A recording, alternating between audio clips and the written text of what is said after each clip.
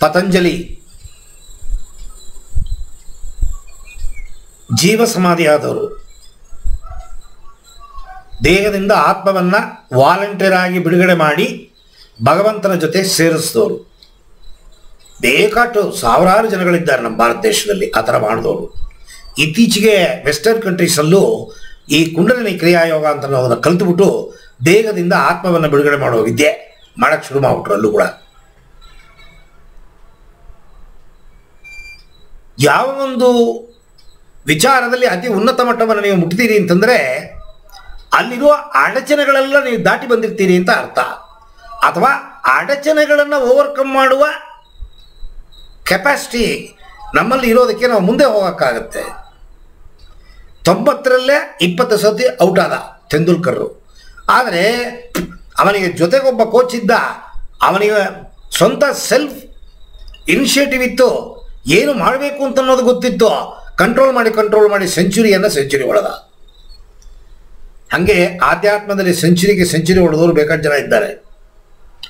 ಅದು ನಾವು ನೋಡಿ ಸೆಲೆಕ್ಟ್ ಮಾಡ್ಕೋಬೇಕು. ನಾವು ಸೆಲೆಕ್ಟ್ ಮಾಡಿ ಅಂಥ ವ್ಯಕ್ತಿಗಳ ಜೊತೆಗೆ ಹೋದಾಗ ಅವರು ನಮಗೆ ಎಲ್ಲ ಹೇಳ್ತಾರೆ, ಕ್ಲಚ್ಚು ಬ್ರೇಕು ಎಲ್ಲ ಹೇಳಿಕೊಟ್ಟು ಹೀಗೆ ಮಾಡಬೇಕು ಅಂತನ್ನೋ ಕ್ರಮಬದ್ಧ. ಅದನ್ನು ಪತಂಜಲಿ ಗುರುಗಳು ಏನು ಮಾಡಿದ್ದಾರೆ, ತನ್ನ ಜೀವನದಲ್ಲಿ ತಾನು ಅನುಭವಿಸಿದ್ದನ್ನು ಜನಗಳಿಗೆ ಒಂದು ಶಿಸ್ತಾಗಿ ಒಂದು ಕ್ರಮಬದ್ಧವಾಗಿ ಒಂದು ಬಂಡಲ್ನ ಕೊಟ್ಟಿದ್ದಾರೆ. ಅದರಲ್ಲಿ 8 ಮೆಟ್ಟಲುಗಳು.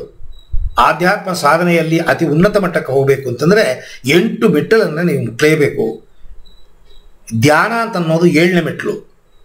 ನಾವೇನು ಮಾಡ್ತೀವಿ, ಎತ್ತಿದ ತಕ್ಷಣ ಧ್ಯಾನ ಕೊಟ್ಟು ಹೋಗ್ತೀವಿ. ಉಳಿದಿದ್ದ 6 ಮೆಟ್ಟಲನ್ನು ಮಾಡೋರು ಯಾರು? 6 ಮೆಟ್ಟಲು ಇದೆ ಅಂತಲೇ ಗೊತ್ತಿಲ್ವಲ್ಲ ನಮಗೆ. 6 ಮೆಟ್ಟಲನ್ನು ನಾವು ಮುಟ್ಟಬೇಕು ಅಂತಲೇ ಯಾರು ಹೇಳಿಲ್ವಲ್ಲ.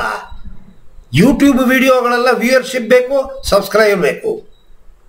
ಅವನ ಗುರುವ, ಅವನ ಯೋಗ್ಯನ, ಅವನ ಯೋಗಿನ, ಅವನ ಸಾಧನೆ ಮಾಡಿದವನ ಏನೂ ಗೊತ್ತಿಲ್ಲ. ವಿಡಿಯೋ ನೋಡ್ತೀವಿ, ಕೇಳಕ್ಕೆ ಚೆನ್ನಾಗಿರುತ್ತೆ, ಫಾಲೋ ಮಾಡಿಬಿಡ್ತೀವಿ. ಎಷ್ಟು ಅಟ್ರಾಕ್ಟಿವ್ ಹೆಡ್ಡಿಂಗ್ ಆಗ್ತಾರೆ ಅಂತಂದರೆ 16 ವಯಸ್ಸು ಹುಡುಗಿಯನ್ನು 6 ಜನ ಬಲಾತ್ಕಾರ ಮಾಡಿದ್ರು ಅಂತ ಹಾಕಿರ್ತಾರೆ.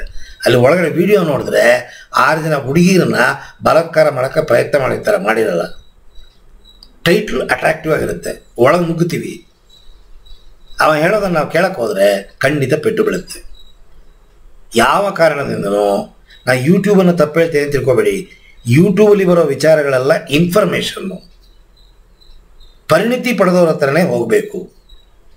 ಆ ಮನೆ ಮದ್ದುಗಳು ಆ ಮದ್ದುಗಳು 28 ಹಾಕ್ತಾರೆ, ಎಲ್ಲ ಸರಿ. ಆದರೆ ನಮಗೆ ಗೊತ್ತಿರೋ ಫ್ಯಾಮಿಲಿ ಡಾಕ್ಟರ್ ಹತ್ರ ಈ ಥರ ಮದ್ದುಗಳ ಬಗ್ಗೆ ಹಾಕಿದ್ದಾರೆ, ಇದನ್ನು ನಾನು ತಗೊಳ್ಳ ಹಾಗೆ ಕೇಳಿಬಿಟ್ಟು ತಗೋಬೇಕು.